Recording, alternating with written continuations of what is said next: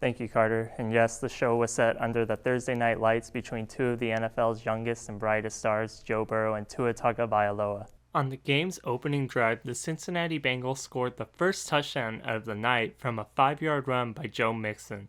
The Dolphins scored 2 field goals in the first and second quarter and were looking for another promising drive until Tagovailoa was sacked and had to be carted off the field. The Dolphins confirmed Tagovailoa would miss the remainder of the game from a concussion. On the very next drive, Burrow connected with wide receiver T. Higgins for a 59-yard touchdown pass, increasing the score 14-6. Teddy Bridgewater came in to replace Tagovailoa and connected with Chase Edmonds for a 7-yard shovel pass touchdown, making the score 14-12.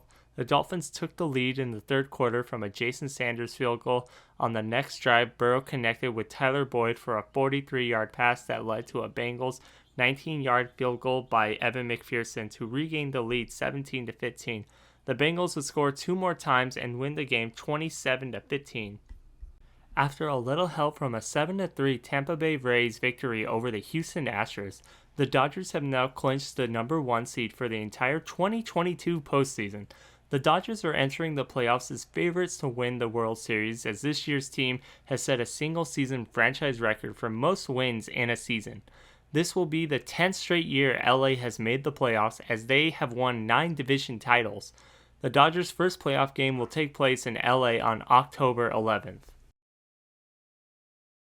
What an exciting time for Dodger fans. Now back to you guys at the desk. Off the short week, they came up on the other end last week. What was the message to the team going forward tonight? Learn and move forward. Yeah. So we did a good job watching tape and then, studying our next opponent and getting ready for them. Yeah. Any guys this week you feel like had a good practice coming into tonight's game? I think our offensive line had a good week of practice. Yeah. It's going to start up front. On offense, on both sides of the football, especially on offense, we want to start fast and take advantage of every possession, and it's going to start with our big boys up front. Definitely. And how were the guys coming, off the short week and everything? Do they get back into it right away, or? I think our staff did a great job with our practice schedule this week and making sure we were managing the physicality at practice. And again, the mental focus this week, we were very impressed with. Definitely. And, what ways are you guys trying to stop San Dimas tonight? Clearly, they like to run the ball a lot. Is there anything you told the guys? If you're on the defensive side of the ball, you have to love a game like this. In the trenches is where this game is going to be won. And so we're going to fly around in the box, and we're going to lean on our guys up front to get the job done. All right, my last question. What's the message to the guys tonight? Play fast, play physical, and have some fun. Awesome. Thank you, Justin. Thank you. I'm joined by the man, Braden Downen. Braden, how are you feeling tonight? I'm feeling good.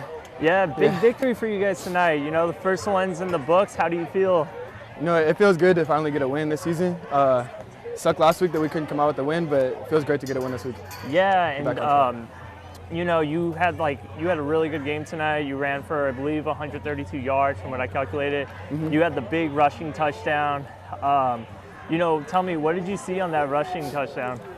Man, I saw the linebacker fly out, so that's my read. And then everybody just shifted over the right, so I cut it back left, and I just went down the sideline. And I felt like I could cut back, so I just did it. It worked out. Yeah, and you had the big passing yard. I think it was 70. Was it Clark? Yeah, Caden Clark. Yeah, tell me, what about his shiftiness? Is that something we can see coming in the future? Yeah, for sure. He's a basketball player, so he's got it built in. He came in with the shiftiness. So yeah, he's really good. Yeah. All right. My man, Jordan Washington, how are you feeling coming off a big win tonight? Oh man, feel good. It's a long time since we've been 2-0. This is a great team that I have been on in a while since last year. But I just love the momentum in this team and energy, man. It's just great. Definitely, you played a big part in tonight's game. You got the big rush, the 77-yard touchdown early on, and then finished the game with the interception. How's that got you feeling? Oh, that's good, man, because first game, it was a little rough start. But this game, I made sure, I knew I was going to come up this game, and, a lot of drop picks, but I made sure I got it this one. Definitely, and showing off that track speed while we're at it, right? Yes. Executing at a higher level. Yeah, Yeah. for sure. Yeah. For sure. And then speaking of execution, Jordan Washington, another big game out of him. he's top kid in the area, in the nation. So I mean, that's a luxury, you know. And he's a work in progress too. Yeah. I have a question about him. Is he okay? I know. Oh, he's fine. Yeah, just earlier. precautionary. The game was over, so there's no need to run him. For sure. Yeah. Going into halftime, you know, there's a lot of offense both sides back and forth. You know, what kind of adjustments do you tell the guys going in there? Execute. They weren't doing anything. We're stopping ourselves. So. Yeah. Okay. My last question. Named Coach of the Week. You know, how that's feel cool. for you? It's cool for the kids in the school. Me, I don't need that. I don't need anybody pat my back. It's just cool to get money for the school and the program and those things. Awesome. Yeah. Well, congrats, Coach. Yeah, 4-0 for the first time in a long time for Jordan. Program history, yeah. Calvin, crazy game. You guys came back from the last second off the blocked field goal. You know, what's going through your mind when that happened? I'm pausing before I say anything, trying to think to get my words together. It's a tough circumstance. Wilson had a great opportunity to win the football game. Fortunately, we were able to block the field goal and and prevail. But I mean, you have to give them a lot of credit. They capitalized on the mistakes that we made, and it has a little dull feeling this win because I feel like we didn't perform up to the potential that we could play. Yeah, definitely. You know, you guys kind of had some key missed tackles here and there throughout the game that really could have, you know, kind of played a difference in the game. You know, I'm just curious, what did you tell the guys about, you know, just those tackles and making sure we're doing the small things? It's like every game that we don't, the game is close. There's some minor mistakes that we make, and we got to clean them up. So, you know, our coaches do a great job preparing them. We just got to bring what we do in practice to the game. So, I mean, hey, we're very fortunate. You know, like I said, Wilson played a great game, and we just have to go back to the drawing board and try to get to Jordan after our bye.